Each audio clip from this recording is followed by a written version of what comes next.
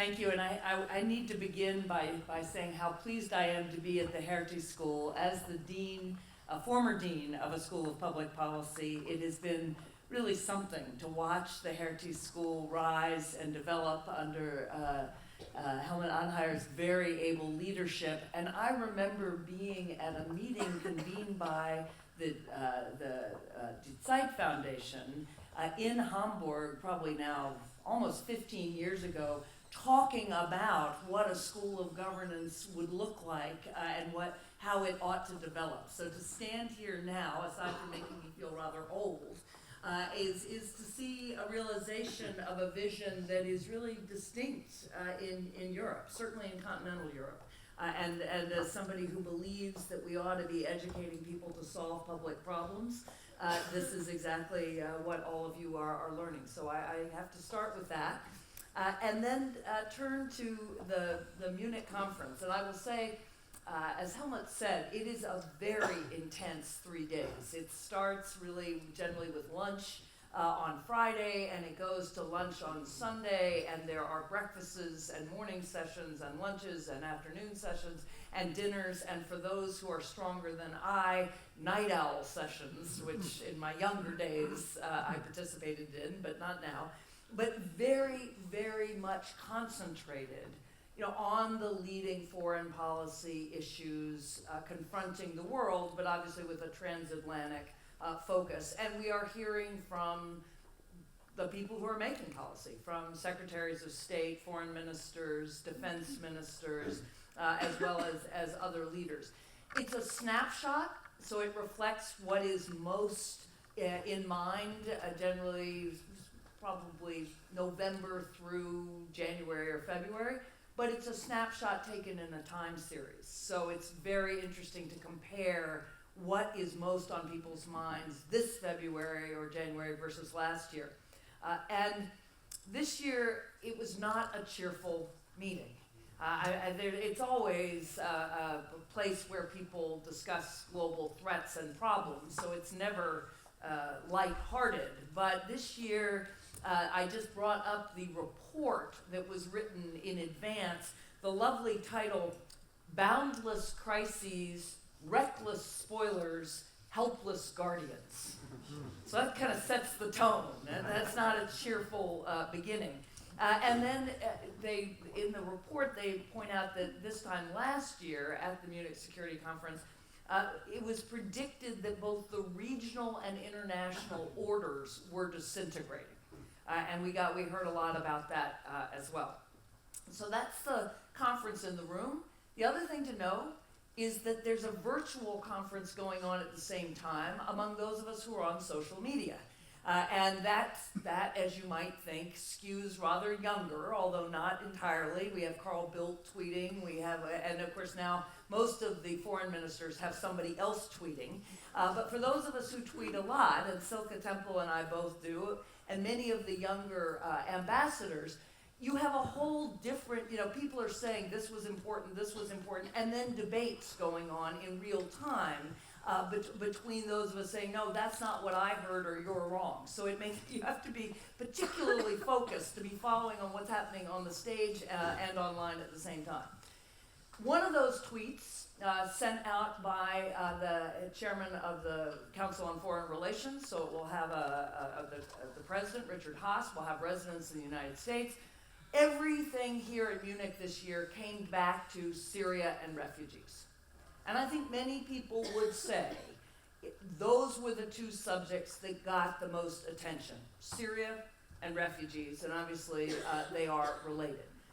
I'm going to complicate that picture a bit, because I think that's not quite fair. But I want to start by saying the new book that I'm writing is about foreign policy, and it's called The Chessboard and the Web. And it's about the two lenses that we need to apply to the world, to global problems, to foreign policy. The traditional geopolitical chessboard. This is Henry Kissinger, this is Metternich, this is many grand foreign statesmen, and I do say that deliberately, who, we see the world as a world of great powers, and the question is, if the United States does this, Russia will do that. Germany will do this, England will do that, or now increasingly looking at the EU as well. That's the Syria part of this, right? Syria is a chessboard issue. It's a proxy war among great powers. It's a state itself. It's coming apart. The other way to think about the world is the web. It is the world of networks. It is the world of corporate networks, criminal networks, university networks, government networks. When we look at the world from that point of view, it looks like a map of the internet. Right? It's just endless networks with some very, very big portals and hubs, and then countless smaller ones. That's the world we can see, but we're not very good at analyzing or manipulating. That's the world of refugees. So you had a chessboard problem and a web problem. But it's more complicated than that. So let me tell you what I came away with from both those two perspectives. So from the chessboard perspective, I would say there were a number of different issues. Syria was one, and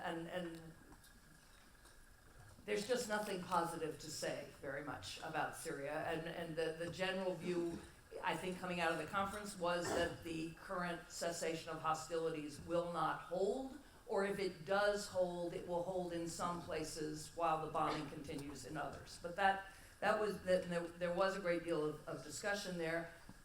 Much of the Syria discussion was really a Russia discussion, because it was really about how Russia has changed the terms on the ground by using force to support Assad's government, and that Russia will continue to do that. Many people saying Russia would continue to bomb, and certainly over the next week and maybe beyond that.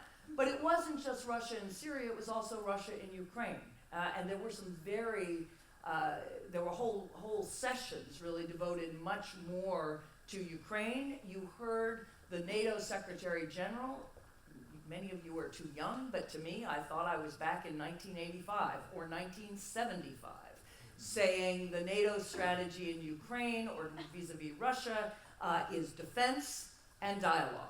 Actually, defense, deterrence, and dialogue, and he mentioned nuclear weapons as part of that deterrent. And that sounded like the world I grew up in, where we had the Cold War, defense and deterrence, and we also believed in détente. And so that was one big part of Russia. But then you had Russia speaking too, because Lavrov spoke, but so did Medvedev. Many people heard Medvedev say we're back in the Cold War, as we just heard from Helmut. That is not what I heard. I heard the Russians saying, if you don't engage us, you meaning Europe, because it was the classic, let's split Europe off from the United States. But to Europe, it was, we face common threats, and Ukraine, the civil war in Ukraine, the way Medvedev describes it, it's not how I would describe it. The Balkans and Moldova, and he mentioned that 2 or 3 times, and some people heard him say, if you don't talk to us, we'll make trouble for you. Others heard, there are problems in both places, certainly in the Balkans in terms of Islamic extremism there too, or just instability. And we, Russia, and you, Europe, should be handling these together. I heard a Russia that sounded much more like the Russia after the Cold War and before NATO expansion, saying we want to be treated as an equal and part of solving problems, not just creating them. That was, and I did hear later, the very fact that Putin sent Medvedev was very important.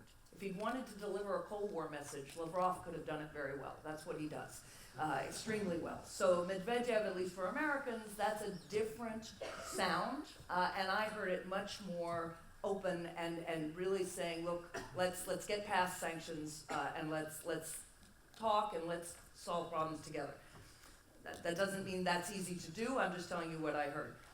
The other piece from the chessboard view, there was a lot about the EU.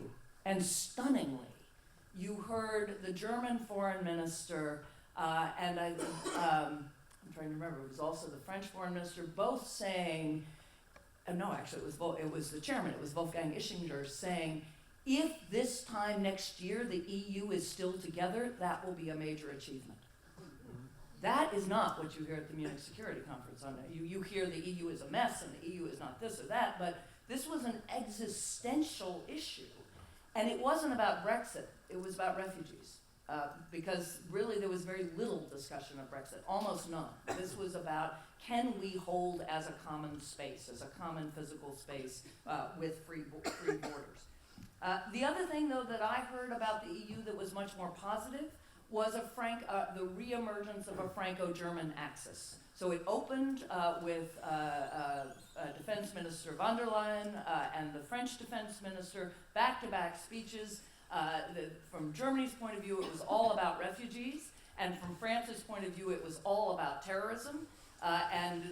But that very contrast, and the way they also spoke about each other very positively. You know, our ally, the Germans, who came to our aid immediately after the Paris attacks, our friends, the French, you know, whom we will help. That's a very good sign for the EU. That is what powered the EU to begin with. It was German industry and French agriculture, and where there's a deal to be made and both governments want to make it, I, as a student of the EU, came away thinking, that's at least a positive sign, because it's not going to be the British. It's going to have to be the French and the Germans again who are going to create the deal. The last thing I'll just say, and I should just add, there was also a very positive EU-Iranian axis, which maybe we can talk about. The last thing I'll say from the chessboard sense, as an American, the United States, except when we were speaking, as in Secretary Kerry, was strikingly absent. We were 3 speeches in before the United States even got mentioned, and it was the French defense minister who said, oh yes, and the Americans have been helpful too. And to some extent, that's the Munich Security Conference it's in Munich. It's the European defense minister, so it's always less ethnocentric than the Americans think we think the world should revolve around us. It's always less than that, and I always think that's a good thing, but this year it was stunning. It was like the US was just not there, except Kerry himself talking about, you know, the deal he brokered in Syria, but as I said, most people were, it may not hold, and the Russians are basically driving what's happening on the ground.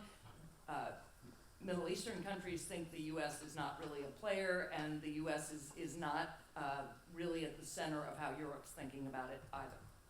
So, Syria, Russia, the EU, and the absence of the US, that's what I heard from the chessboard perspective.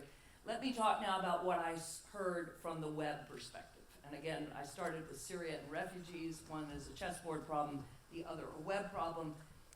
So certainly the refugee issue came up repeatedly as an existential crisis for the EU. But more broadly, as this is just the first wave of what we are now going to have to live with in the world, there are 60 million refugees or displaced people.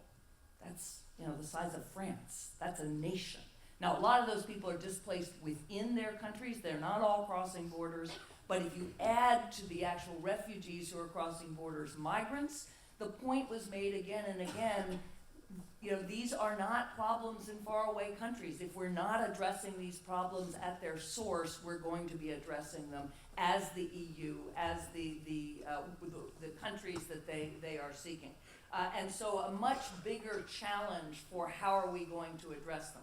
That said, I thought I heard more of a strategy than I've heard before, which was Minister von der Leyen announcing the formation of a NATO task group. So that's significant. It's not the EU now in the Mediterranean, it's NATO. That's important. That does bring in the United States. I thought that was a very positive sign.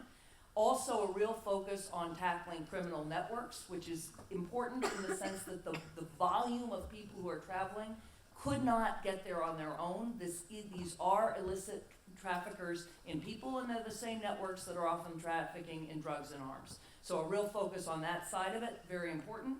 And then something I know we'll discuss, I thought a very important approach to some percentage of the refugees who are not going to be in Europe and assimilate, but who will go back. And how do you train them now, and how do you give them both support and habits of political participation, gender training, lots of different ways in which you're actually seeding a better society going forward. And this is a way we're talking about refugees in the United States as well. Terror was the second, obviously the global terror as the web threat, and again, it wasn't just ISIS. It was Al-Qaeda, now it's ISIS. Even if you defeat ISIS, you will see global terror. And you heard this from the French and the Lebanese and the Jordanians. This is a global threat, and it's a franchise threat, and it cannot be limited to Syria or Iraq. It is all over the world, and we'll have to address it that way. And the third web threat was cybersecurity. And again, in the report, boundless and borderless. The threat of cybersecurity is boundless and borderless, and how are we going to address that? Very, very important, and did get quite a lot of attention. So, chessboard threats, web threats. I just want to end with 2 points. A couple of things that weren't talked about. 2 years ago when I was in Munich, there was a huge amount about energy and why Europe wasn't fracking and the United States was. Now, in this audience, that may not be the question you'd be asking, and many of my German friends were very happy not to be fracking, but I think it was fair to say 2 years ago, German industry was repeated, European industry, not just German industry. That was a big subject. There was no mention of that. There was almost no mention of energy at all. There was almost no mention of the Euro crisis, which was quite striking, given that it is still very much a crisis, totally eclipsed by the refugees. No mention of pandemics. You know, Ebola we just threw it, and we've got the Zika virus, and this is not going away as a global threat, but no mention. And finally, just from the chessboard perspective, I don't think I heard a single mention of India, there was a whole session on China, but I don't think I heard a word about India. So I'll end with that overview, and the last thing to say is the unfinished business of the Munich conference. So some enterprising young woman took a picture of the hall. You might have thought you were in 1950. That was this enterprising young woman. Well, I'm delighted to know that. Yes, the caption, which I retweeted and many of us retweeted, was "We need more women in national security." Yes, we do. It's as someone who now spends a lot of time talking to very diverse audiences, I walk in every year and think, oh my God, this is still the world I grew up in. Now, it is better. There are more women than there used to be, but it's a tiny percentage. And on stage, there are whole panels where it's still all male and all white male. From an American point of view, it's strikingly undiverse that way too. So the unfinished business of the Munich conference is the unfinished business of all of us in what are the most important problems we face as a nation and as a world. Tackling global threats, we are still tackling them with a relative, I would say half of our talent, but less than that, because it's a pretty small group of men as well. So I will leave you with that, and we can turn to our discussion. Thank you very much.